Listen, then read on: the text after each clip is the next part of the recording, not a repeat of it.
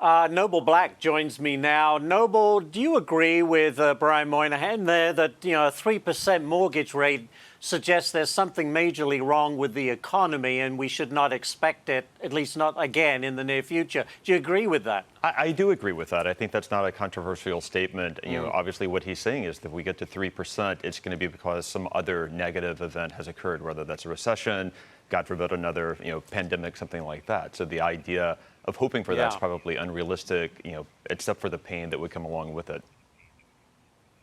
So right now we've gone from 7%, probably down closer to 6%.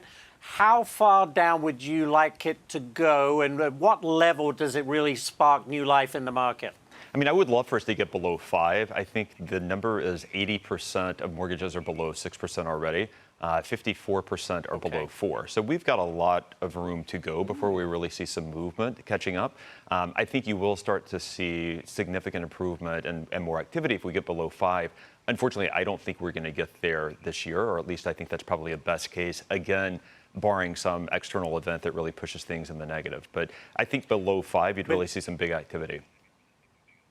And that would perhaps spur people with 2.9 or 3.0% mortgages. It might help them let go of that and get back into the market, right? Sure, it's all marginal, right? So if you've got 2.9, 3%, I mean, again, what you're seeing now, depending on the price points, depending on where you are the people that have to buy. So if you have another child and you've outgrown your home, if you are getting transferred, there's certain reasons that people have to move.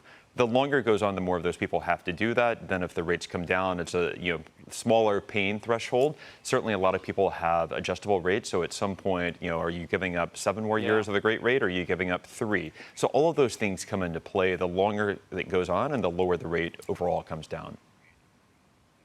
Very good. All right, we have this topic for you. HUD Secretary Scott Turner says illegal immigration during the Biden years is why housing is unaffordable for young people. Listen to this. I'll get to the root. When you look at during the Biden administration and the weak immigration policies that impacted our country, millions, tens of millions of illegal immigrants came across our borders unchecked. And that caused the housing supply to go down and the cost to go up. And so now you see with secure borders, with our fiscal house getting in order, this is a step towards housing affordability, increasing housing affordability for the people in our country. Well, it may not be the total reason, but I'm sure it's a part of it. Would you agree with that statement, Noble? Nothing like the softball at the end of the year. Look, I try not to get into politics too much.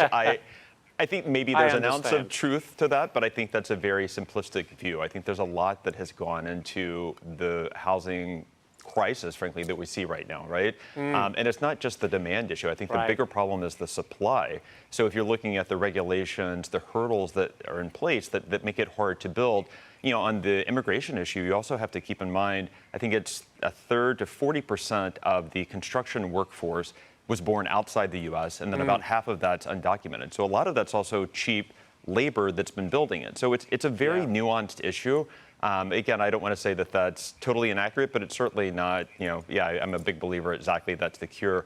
I think a lot of people want a quick fix, and I think unfortunately the reality is doesn't happen. It's not going to happen. Yeah, I mean, it's good that everyone's focused on it, but I think we're a long way from there being a quick fix to this. You're a very good diplomat, Noble. Very nicely done. And thank you so much for joining us today. Thanks we for do having appreciate me. it. Absolutely. Thank you.